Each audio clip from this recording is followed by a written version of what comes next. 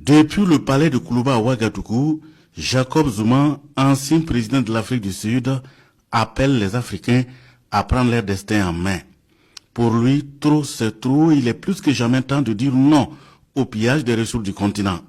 L'ex-chef d'État de la nation Arc-en-Ciel félicite en outre le président du Faso d'avoir su tracer la voie à suivre, la voie de la liberté et de la souveraineté du peuple burkinabé, et un exemple qui doit inspirer les autres pays de l'Afrique. Discussion was about this continent, Africa. Eh bien, nous avons parlé de l'Afrique. Comme vous le savez, l'Afrique a été colonisée, l'Afrique a été opprimée pendant des siècles. Les Africains ont maintenant décidé de dire nous devons être libres maintenant. Et nous allons travailler à libérer l'Afrique. Mais ceux qui nous ont colonisés continuent de piller nos ressources. Même s'ils disent on leur a donné l'indépendance. En tant qu'Africains, nous avons eu à discuter pour pouvoir trouver des solutions aux problèmes de l'Afrique. Je pense que ce pays a fait quelque chose de merveilleux. C'est pourquoi j'ai cherché à rencontrer le président pour discuter avec lui et voir ce que nous pouvons faire ensemble pour continuer la lutte pour la libération de l'Afrique.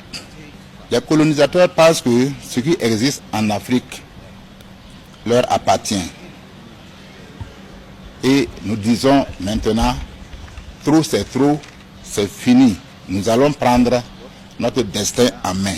Ce pays a décidé de se libérer du joug du colonisateur.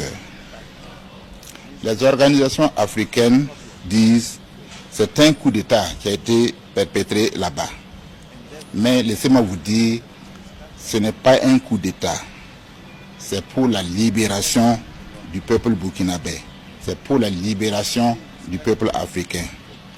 Le vrai coup d'État, c'est quand l'oppresseur renverse un régime pour installer une personne qui est là à leur service. C'est pourquoi l'ancien compagnon de lutte de Nelson Mandela invite les Africains et la diaspora africaine à tout mettre en œuvre pour soutenir et conduire à terme le processus enclenché par le Burkina Faso sous le leadership du capitaine Ibrahim Traoré.